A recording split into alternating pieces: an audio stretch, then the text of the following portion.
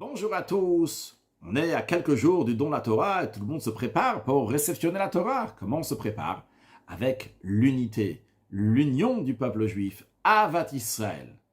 Comme c'était en l'an 2448, lorsque le peuple juif est arrivé au désert du Sinaï, va Yichan Sham Israël.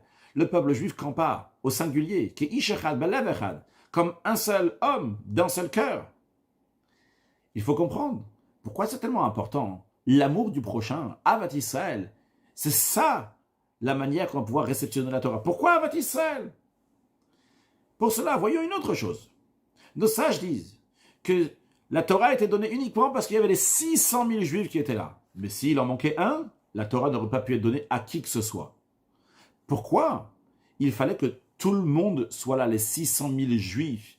Pourquoi cette égalité? Pas de différence entre l'un et l'autre. Tout le monde de manière égale. 600 000, sinon, il n'y a pas la Torah qui va être donnée à qui que ce soit.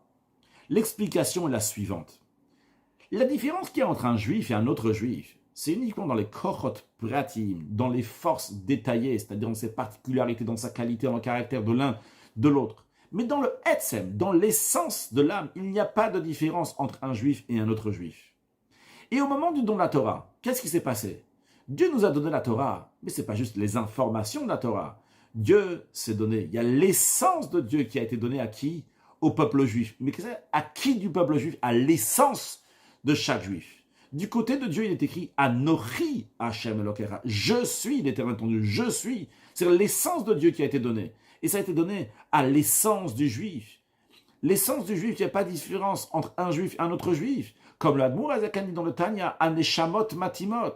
Les âmes sont équivalentes. Ve'a vechad lekulana. Et on a tous le même Père. Alors, qu'est-ce qu'il fallait dévoiler au moment du don de la Torah du côté des Juifs? C'était l'essence du Juif, non pas la particularité de l'un, la particularité de l'autre. C'était l'essence du Juif. Dieu donne son essence à l'essence du peuple juif. Et c'est la raison pour laquelle qu'il fallait qu'il y ait les 600 000 Juifs de manière égale. Il n'y a pas de différence entre un Juif et un autre Juif. Et d'après ça, on va comprendre aussi pourquoi il faut Avat Israël, l'amour du prochain, pour réceptionner la Torah. Parce que par l'Avat Israël, on dévoile l'essence de notre âme. Comment cela? Voyons, le Rabbi va nous expliquer ça, si on peut dire, en 3 étapes. Tout d'abord, le Rabbi nous dit que le Rabbi précédent a répété un enseignement du Baal Shem Tov qui concerne l'amour du prochain qu'il faut avoir, même pour des Juifs qui sont simples. Ce qui n'était pas évident à l'époque du Baal Shem Tov, même des Juifs qui sont simples. Le Baal Shem Tov a dit, ramenez ce qui est écrit dans la Gemara, que Dieu met les téphilines. Alors évidemment, nous on met les téphilines, c'est des téphilines matérielles, dans le téphilines il y a écrit Shema, Vayem Shamoa, Kadesh Vayakiv Yacha, c'est des éloges envers Dieu. Mais le Talmud demande, qu'est-ce qui est écrit dans les téphilines de Dieu? Et le Talmud répond, il est écrit, Umi ki amcha Yisrael goyacha ba'aretz. Qui est comme toi, peuple juif, ici sur terre? Donc, c'est une éloge pour le peuple juif. Le Baal Shem Tov a dit, le peuple juif sont les téphilines du bon Dieu. Dans les téphilines, il y a les téphilines du bras, de la main, et les téphilines de la tête. Chacun d'eux, c'est une mitzvah. C'est une mitzvah de mettre les téphilines du bras, c'est une mitzvah de mettre les téphilines de la tête. Et on les met avec une bénédiction. Une bénédiction pour les deux, ou d'après d'autres opinions, donc une bénédiction pour les téphilines du bras, une bénédiction pour les téphilines de la tête. Donc chacun de son importance. Quel téphilines on met d'abord? Ceux de la tête ou ceux du bras? On met d'abord ceux du bras, et après seulement ceux de la tête. Eh bien, le peuple juif, on a dit, c'est les téphilines de Dieu. Dans les téphilines de Dieu, il y a les téphilines du bras, les téphilines de la tête. Les téphilines du bras, qui représentent les mains, l'action, fait référence au mar et ouvdin tavin, aux gens qui ont affaire avec des bonnes actions. Ces juifs simples, qui sont affaire avec les mitzvot, ils sont toujours en train de faire des bonnes actions. Et les téphilines de la tête représentent les juifs qui étudient, les érudits de Torah. Mais qu'est-ce qui passe avant? Les téphilines du bras passent avant les téphilines de la tête. Les juifs simples passent avant, ils ont une supériorité par rapport à ceux qui étudient et qui connaissent la Torah. Eh bien, cet enseignement du Baal Shem Tov a éveillé beaucoup de juifs à avoir de l'amour du prochain, même pour des gens simples. Parce que l'enseignement du Baal Shem Tov vient nous dire que ces gens simples, ils ont une supériorité, ils sont plus importants que ceux qui étudient, qui connaissent la Torah. Et comme c'est expliqué dans plusieurs endroits, l'importance, la supériorité qu'il y a dans les gens simples, que chez eux s'exprime le hatzvut, la pshitut de hatzvut, la simplicité de l'essence de Dieu. C'est-à-dire que ce n'est pas lié avec une compréhension, avec un sentiment, c'est la simplicité. Et ça exprime toute l'essence de Dieu, qui n'est pas liée avec la compréhension, avec un sentiment, avec un tel niveau à notre niveau. C'est l'essence même de Dieu. Ça, c'est la première chose que le rabbi nous dit, l'enseignement du Baal Shem Tov. Après, le rabbi nous dit un enseignement du Maggid de Mezrich. Le Maggid de Mezrich avait des élèves qui étaient des frères, un qui s'appelait Reb Zusha d'Anipol et un qui s'appelait Reb Elimelech de Lizensk. Les élèves du Maggid de Mezrich, donc, le servaient, c'était les Shamashim, s'occupaient de lui, le jour, la nuit. Et un jour, Reb Zusha, il a raconté que son frère, Reb Zusha d'Anipol, il a raconté au Admour Azaken, le premier rabbi de Chabad, que lorsque son frère, Reb Elimelech, le frère de Reb Zusha, donc, était chez le Maggid, donc pour faire son nom de garde. Et le Maggid de Mezrich l'a appelé Reb Elimelech, il lui a dit comme ça, il lui a dit, tu entends Meilech, Meilech c'est un abrégé de Elimelech, tu entends Meilech, ce qu'on dit dans la yeshiva céleste. On dit que Avat Israël, cela veut dire aimer un Racha Gamour, quelqu'un qui est un mécréant total, un méchant, comme un Tzadik Gamour, comme un grand pieux, comme un grand Tzadik. Ça, c'est ce que le Maggid de Mezrich a dit. Meilech, t'entends ce qu'on dit là-haut? Cet enseignement du Maggid rajoute, par rapport au premier enseignement qu'on a vu, celui du Baal Shem Tov. Le Baal Shem Tov, il parlait des gens simples. Les gens simples, c'est ceux qui font les mitzvot. Et c'est des gens qui sont simples. Ils n'ont pas la grande connaissance de Torah, des grands érudits de Torah. Mais ce que le Maggid dit, qu'il faut aimer un Racha Gamour. Quelqu'un qui est tout à fait mécréant, encore plus que ça. L'amour qu'on doit avoir à ce rachat, ce mécréant, ce méchant, doit être exactement le même amour qu'il y a pour un Tzadik Gamour, pour un grand Tzadik. C'est extraordinaire. Donc il est parti une étape plus loin. Donc le Maggid, lui, c'était le successeur du Maggid du Baal Shem Tov. En premier, il y avait le fondateur de la Chassidut, le Baal Shem Tov. Après, il y avait le Maggid de Mezrich. Après cela, il y a eu le fondateur de la Chassidut Chabad, le Admour Azaken Rabbi Shimon Salman. Le Rabbi nous dit maintenant, qu'est-ce que l'Admour Azaken dit? Donc, c'est ce que j'appelle la troisième étape. L'Admour Azaken dit que Avat Israël, l'amour du prochain, c'est du plus grand au plus petit. C'est un amour comme des frères.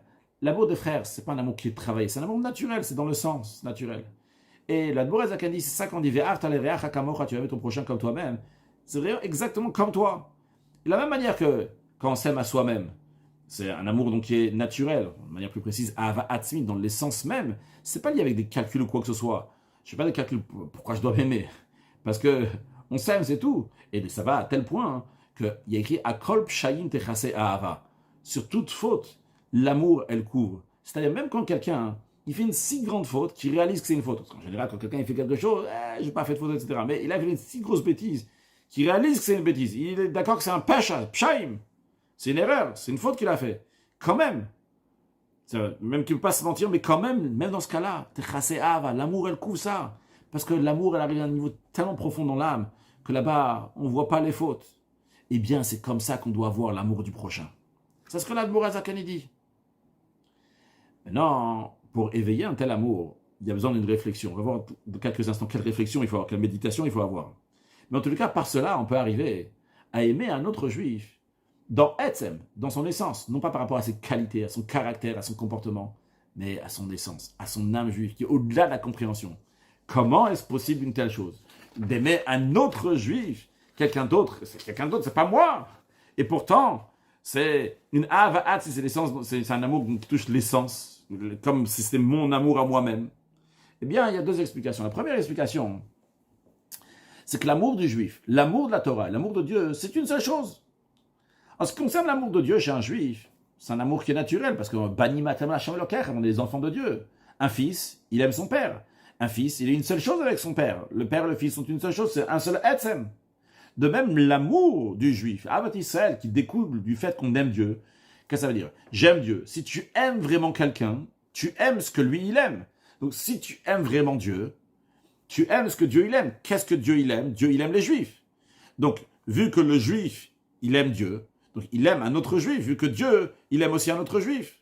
Donc c'est pour cela, par cela, avec cette méditation-là, en réfléchissant sur ça, on aime un autre juif. Un amour donc, qui vient de l'essence, un amour qui est naturel. Ça, c'est une méditation. Une deuxième, encore plus profonde. Chaque juif, tous les juifs, c'est un seul corps. Donc c'est un seul être, c'est une seule chose. Seulement quoi? Ça se partage donc en plusieurs juifs, mais c'est un seul corps. Dans un corps, il y a plusieurs membres.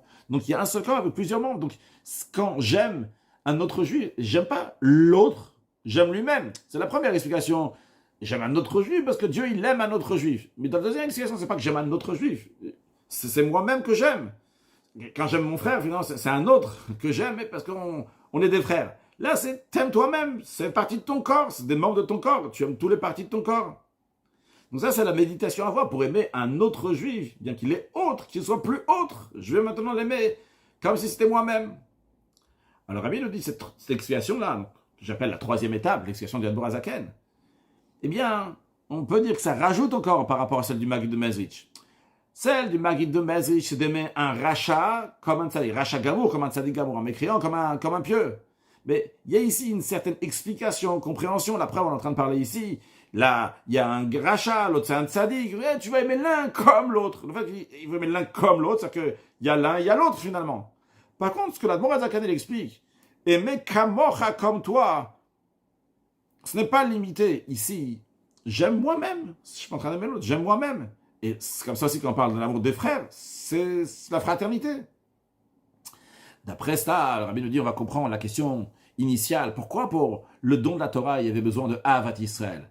Parce que par Ahavat Israël, Vayiran, quand part au singulier, sans aucune différence, parce qu'on éveille l'essence de la Neshama, que tous les Juifs sont un seul Etzem, une seule essence, on est la même chose. Et par cela, on peut s'attacher à l'essence de Dieu, qui s'est attaché à l'essence de la Torah, à l'essence du Juif. C'est-à-dire, il y a l'essence de Dieu qui s'attache avec l'essence du Juif à travers la Torah. Et c'est pour cela qu'en tant que préparation de la Torah, on rajoute dans Ahavat Israël, pas juste superficiellement, mais en méditant ce que l'Admor HaZaken dit, Kamocha Mamash, aimer un autre Juif, quelle que soit sa situation, exactement comme toi. Et comme le Rabbi dit par ailleurs, aimer un autre Juif comme soi-même, c'est une préparation, un avant-goût de ce qu'il va y avoir lorsque Mashiach va venir, qu'on va voir comment tous les Juifs sont une seule chose très prochainement avec la venue de Mashiach. Now, une excellente journée.